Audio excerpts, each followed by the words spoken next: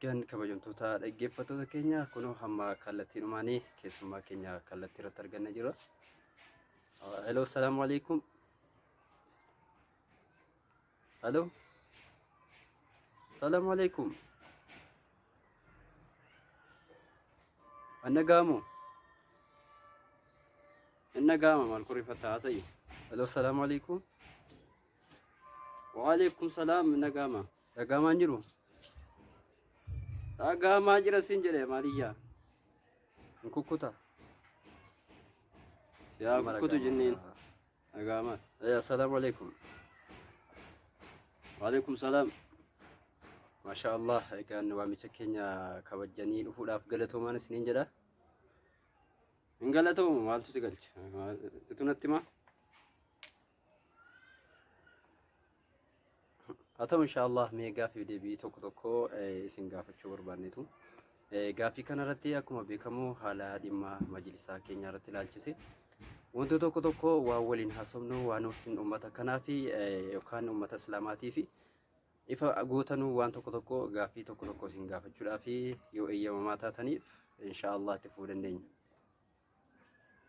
Gaafii maal gaafatta? Isuma dur eenyu na gaafatu kan anuma isin gaafata. Asin xaddee kana na gaafatti jedha. Isa xaddee kana na gaafatan si jedha. Bakka wal kabajuun bareedduudha cuusii eegaa. Kabaja maalii qabda? Wal kabaja maalii? Maaltu si kabaja? Eegaa maal jechuun? haa ta'uutii amma isa kana mee inshallah kallattii dhumaanii gaafiin isin gaafadha. Gaafiin maaliin gaafattaadha amma ati kana akka keeti muftiidha. Akkam jechuun muftiin hin jiru namni maa namni bal'anuu jira miti namni akkamitti sii galan beektu gootu beektee sii gala. Gaan kallattii irra jirra waan ta'eef uummannis waan nuun jedha uummatatti immoo uummata duratti wal fokkisuu irra immoo jechuun uummata tokko tokko waan gaafatamtan haaluma jirurraa haala hojii keessanii waan hojjettanii dabarsitanii bakkuma dhingiddarraa kaastanii itti dhufuu dandeessuudha malee dhimma biraa miti isa kan dhuunfaa isa kan kootii yeroo biraa fixachuu dandeenya. Amma uummata naan jedhin uummata sagam hin danda'amu uummata baay'oon qabne uummata hin danda'amu na wajjin naasoftu jechuun walumaa galatti wanti isin baattanii jirtan amaanaadha. Amaanaan immoo rabbiin eegaa kitaaba isinitti mutuu hin taane rabbiin irraa nama gaafata. Kanaaf waan jiru kana haala jiru kana haala ifa keessanii hojii keessanii jechuudha uummata kanaaf addeessitaniituma fuutanii booda isin irra jiraata. Hojiin keenya nuusaa maaliif? Hojiin keenya mul'ataadha. Abbaan ija qabuun arga. Kanaaf oliin haasa'ina tammoo oliin haasa'in maqaa wajjin gaaffiif namni jiru namni biraan mina gaafatu hin jiru. Namni jiraas nama madaalu fiti naa gaafatu. Kalas gaan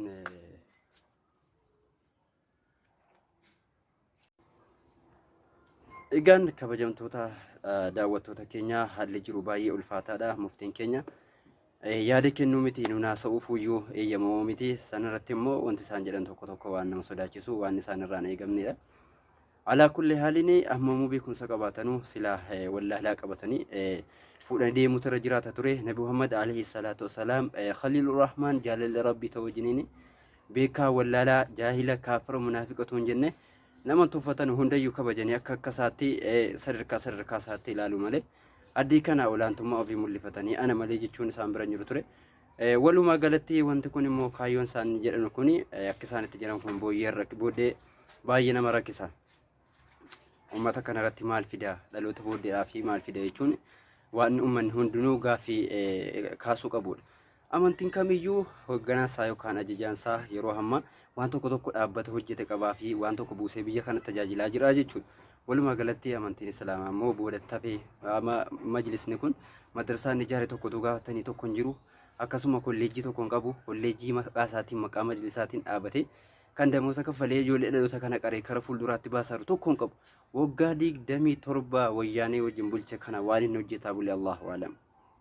Kun amma muftiin dullooman rabbiin bira gahu hunu dhiyaataaraa jechuudha. Waan isaan fudhatanii aqanuu rabba beeku.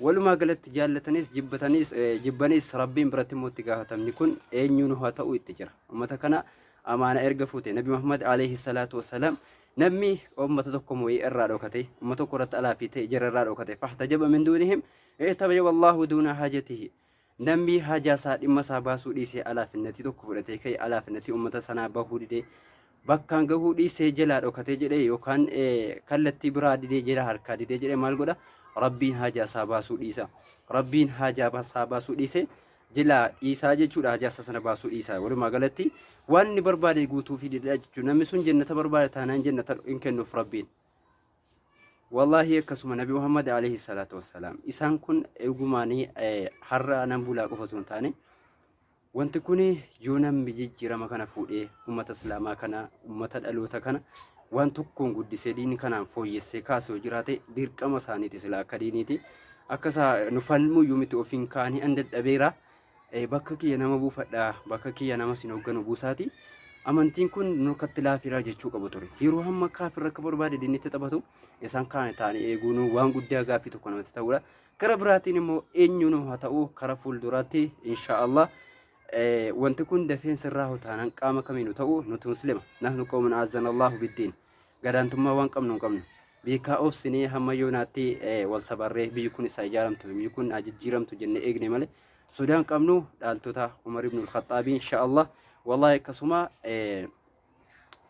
majlisa kana hin masirreeffanna maaluu ta'u muftiin didanus eeyyamamanus ofiin kaanus ka'uu baatanus mootummaan isaan deeggareechi hambisuu baatus isaan kaasuu baatus majlisni kun walumaa galatti hin sirraa majlisni ummata islaamaa bakka bu'u hin sirraa kara biraatiin majlisni kallattii oromiyaatiin naannoo oromiyaatiin deemaaru kan haji muftii haji Ibrahim fuuna deemaanaan baay'ee namatti tola mootummaan isa kana deeggaree beekumsa kennuu qaban dhaamsa keenya إن شاء الله قبي براتنا مولد لبنوتي والسلام عليكم ورحمة الله تعالى وبركاته